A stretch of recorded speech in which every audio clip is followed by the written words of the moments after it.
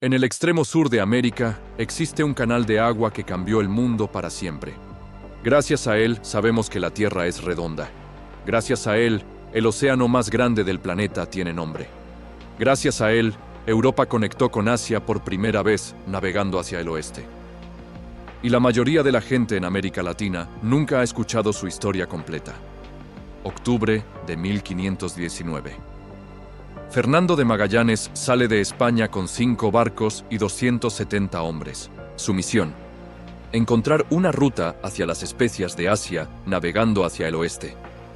Algo que nadie había logrado, porque nadie sabía si era físicamente posible. 14 meses después, llega al extremo sur de América del Sur. Encuentra una entrada al mar. Angosta, oscura, sin ningún mapa que indique si tiene salida al otro lado. Entra igual.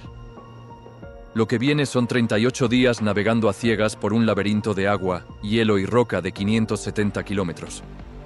Las corrientes cambian sin aviso. Los vientos son impredecibles. En algunos sectores, el canal se estrecha a apenas 2 kilómetros de ancho, con rocas en ambas costas y corrientes que empujan los barcos sin piedad. Durante esos 38 días, uno de sus capitanes se amotina y huye de regreso a España. Uno de sus barcos naufraga. Los hombres que quedan están al límite. Magallanes sigue. Cuando finalmente emerge al otro lado, ve un océano inmenso. Después de 38 días entre tormentas y corrientes violentas. Ese océano le parece extraordinariamente tranquilo. Lo llama el Mar Pacífico. Ese nombre, el que usamos hoy para el océano que cubre el 46% de toda la superficie oceánica de la Tierra. El océano más grande que existe nació en ese momento, en ese instante, porque un hombre cruzó ese canal y vio agua tranquila al otro lado. La expedición de Magallanes siguió hacia el oeste después de cruzar el estrecho. Cruzó el Pacífico, llegó a Asia y siguió navegando hacia el este hasta llegar de regreso a España. El 6 de septiembre de 1522, uno de los 5 barcos originales, el Victoria, entró al puerto de Sevilla. De los 270 hombres que habían salido, regresaron 18. Habían salido navegando hacia el oeste. Volvieron por el este. Habían dado la vuelta completa al planeta. Por primera vez en la historia humana. Hasta ese momento que la Tierra era redonda, era una teoría filosófica. Un debate entre académicos. Después del regreso del Victoria, era un hecho comprobado con evidencia real e irrefutable. Todo eso, el nombre del Pacífico, la primera vuelta al mundo, la prueba de que la Tierra es redonda, comenzó porque un hombre entró en un canal oscuro en el fin del mundo, sin saber si tenía salida. Pero Magallanes no encontró solo agua y viento en ese estrecho. Encontró personas. Los tehuelches eran el pueblo nativo de la Patagonia. Medían aproximadamente 1.80 metros de altura. En una época donde el europeo promedio medía entre 1.50 y 1.55 metros, esa diferencia era enorme y perturbadora. Los tripulantes de Magallanes los describieron en sus diarios como gigantes de casi 3 metros. La noticia llegó a Europa y se propagó como incendio. Durante 2 siglos, los mapas europeos del extremo sur de América incluían ilustraciones de hombres enormes en las costas de la Patagonia. Exploradores posteriores llegaban al estrecho buscando específicamente a esos gigantes. La región recibió su nombre de esa historia. Patagonia viene de Patagón, el gigante que los españoles juraban haber visto. Era una exageración visual nacida del asombro. Pero fue tan poderosa que definió cómo Europa imaginó el extremo sur del mundo, durante generaciones enteras. Quien controlara el estrecho controlaba la única ruta entre el Atlántico y el Pacífico. España lo sabía y actuó. En 1584 envía a Pedro Sarmiento de Gamboa con 23 barcos y 3.000 personas, soldados, familias completas, niños, a fundar una colonia permanente en el estrecho.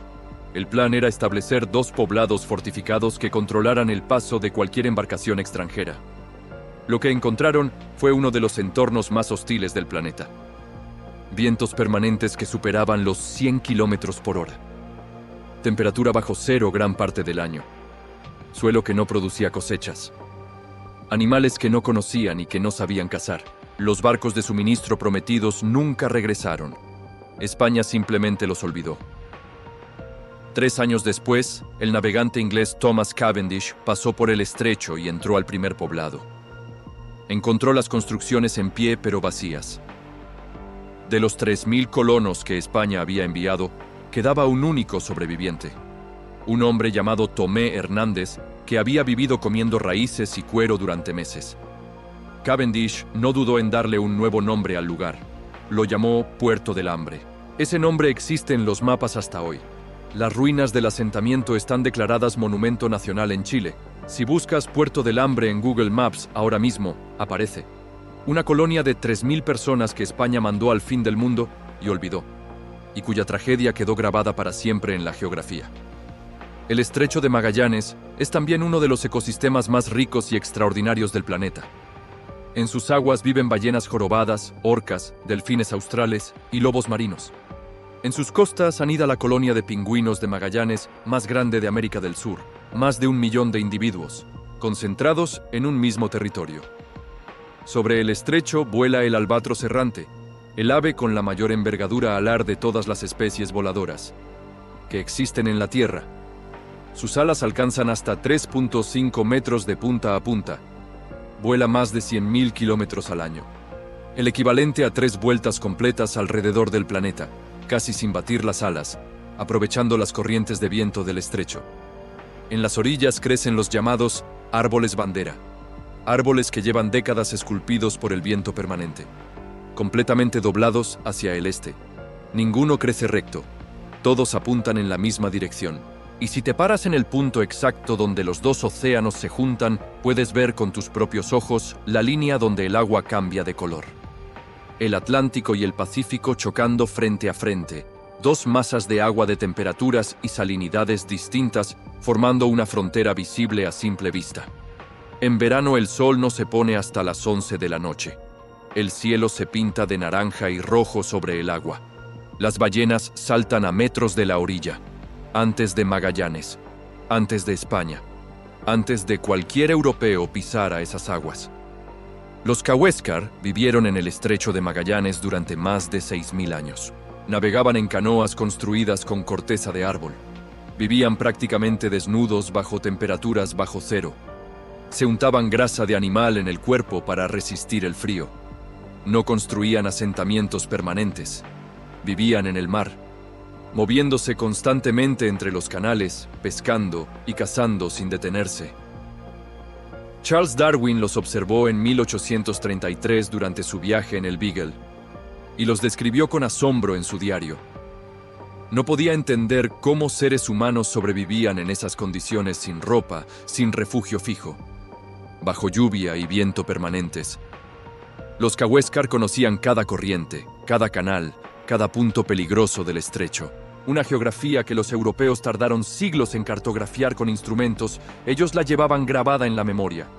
Desde generaciones, transmitida oralmente de padres a hijos durante 6.000 años. Hoy quedan menos de 20 personas con dominio pleno de la lengua cahuéscar original. Desde 1520 hasta hoy más de 600 barcos naufragaron en el estrecho de Magallanes. Galeones españoles del siglo XVI, cargados con mercancías.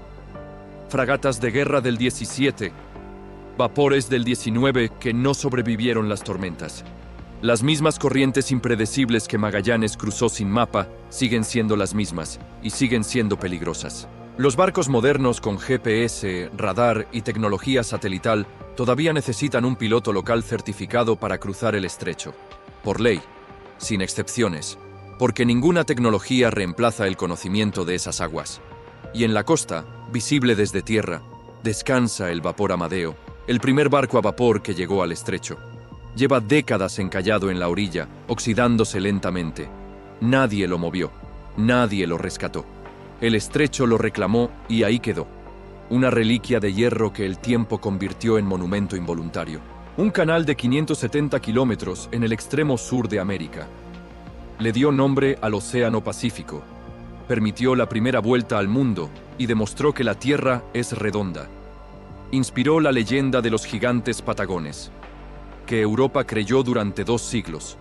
Se tragó una colonia de 3.000 personas cuya tragedia quedó grabada en un nombre que existe hasta hoy. Alberga 1 millón de pingüinos, ballenas y el ave de mayor envergadura del planeta. Fue hogar de un pueblo que vivió 6.000 años en condiciones que ningún europeo podía imaginar, y tiene más de 600 barcos hundidos en su fondo, incluyendo uno que todavía puede verse desde la orilla. Todo esto es real. Todo está documentado. Todo pasó ahí. Eso es exactamente más allá de lo normal.